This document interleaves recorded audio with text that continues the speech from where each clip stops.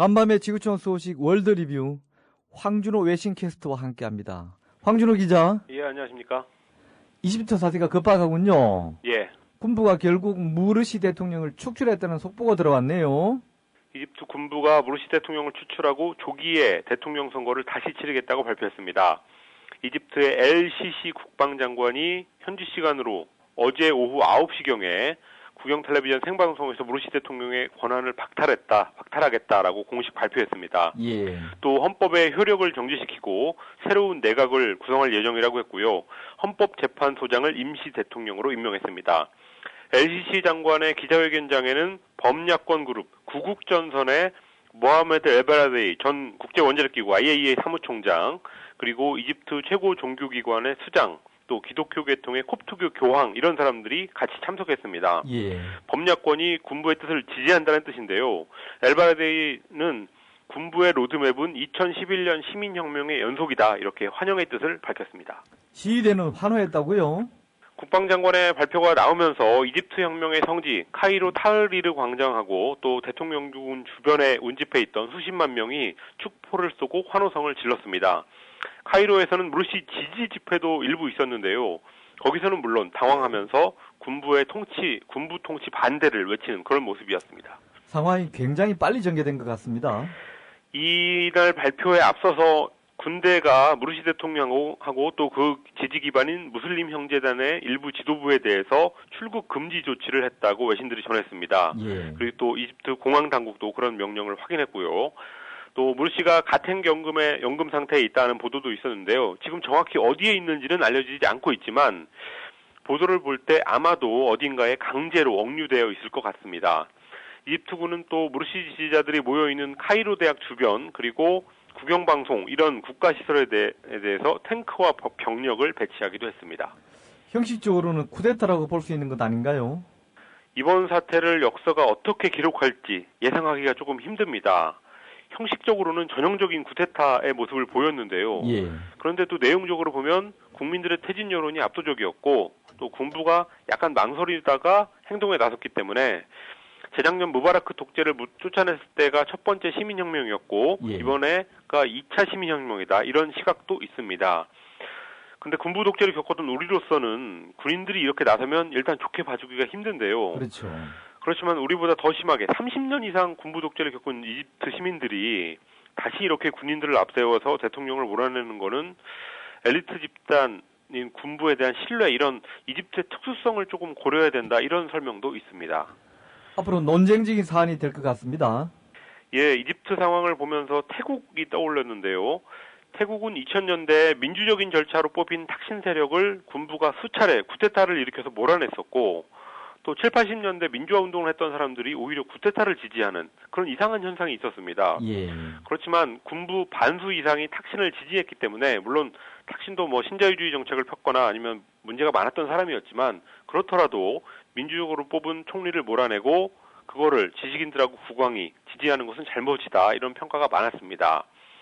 그런데 이집트는 압도적인 국민들의 퇴진 요구가 먼저 있었다는 점에서 태국하고는 조금 다르게 볼 여지가 있는 것 같습니다. 예. 그렇지만 그렇더라도 군부가 움직였다는 거, 그리고 미국도 조용하지만 분명히 움직였다는 거, 이런 요소들이 있기 때문에 이집트 사태가 개운치 않은 측면이 있습니다. 예. 무르시 대통령이 정보기관의 데클 같은 걸로 대통령이 된 사람이 아니라 예. 그런 도움이 전혀 없이 대통령이 된 정통성이 있는 사람이었는데 예. 1년 만에 이렇게 시위로 끌어내리면 앞으로 선거는 왜 하나, 이런 얘기가 나올 수밖에 없을 것 같습니다. 어쨌든 예. 굉장히 복잡하고 마음이 편치 않고 평가하기가 곤혹스러운 상황입니다. 알겠습니다. 이제 우리 문제로 좀 돌아와 보죠. 예. 어제 개성공단과 관련된 사항이 하나 있었죠. 북한이 개성공단이 재가동되지 않으면 설비 이전이라도 하겠다라는 입주 기업들의 요구를 받아들여서 기업 관계자들의 방북을 허용하겠다라는 입장을 밝혔습니다. 예.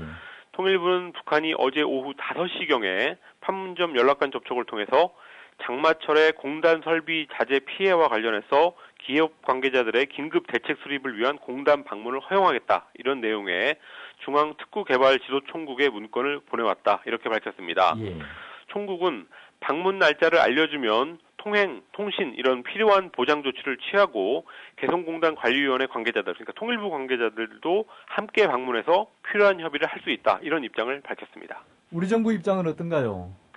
정부의 기본 입장은 당국 간 협의가 먼저 있어야 된다. 그리고 직원들의 신변 보장과 투자 자산 보호 이런 근본 문제가 선결돼야 된다. 이런 두 가지 원칙을 가지고 있습니다. 그리고 북한이 기업들을 올라와라. 그리고 또 개성공단 관리위원회, 통일부 당국자들 같이 와도 된다. 이런 입장은 새로운 것이 아닙니다. 예. 그렇지만 어제 약간의 상황 변화가 있었는데요. 일단 개성공단 기업 전자부품 기업 대표들이 10일 안에 결정이 없으면 설비를 뜯어서 내려오겠다. 이런 입장을 밝혔고요. 또 거기에 맞춰서 북한이 지난 당국회담 무산 후에 안 받았던 판문점의 전화를 다시 받기 시작했기 때문에 정부로서도 고민하지 않을 수 없는 상황이 됐습니다. 무엇보다도 기계를 뜯어서 내려오겠다는 입장이 영향이 컸군요.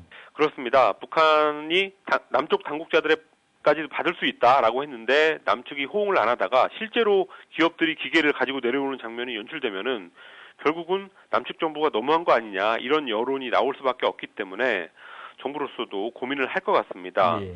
어제 북한의 통보를 곧바로 안 알리고 밤늦게 공개한 것도 정부가 그만큼 고민했다는 증거로 보입니다.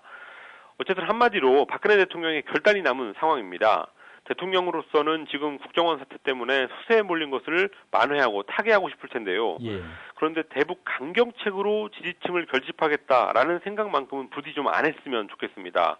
그렇게 되면은 개성공단은 정말로 파국으로 가고요. 박 대통령의 한반도 신뢰 프로세스는 불신 프로젝트라는 오명을 피할 수 없을 것 같습니다. 예. 자, 끝으로 일본 엔화가 다시 약세로 돌아섰다고요? 엔달러 환율이 다시 달러당 100엔대로 진입하면서 숨고르기를 하던 엔화 약세 현상이 다시 나타나기 시작했습니다.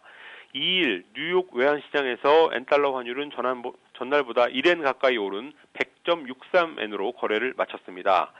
작년 말에 아베 정권이 들어서면서 적극적으로 엔화를 풀면서 엔화 가치를 떨어뜨렸는데요.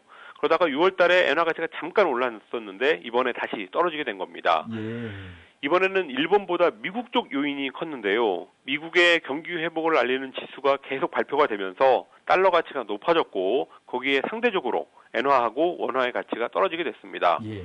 어쨌든 일본은 수출에 유리하고 또 앞으로 계속 100엔대를 유지할 거다 이렇게 좋게 보고 있는데 일본 수출업체들하고 경쟁하는 한국 업체들의 어깨는 다시 무거워지게 됐습니다. 예. 황 기자 오늘도 수고하셨습니다. 예, 감사합니다. 이상 황준호 기자와 함께했습니다.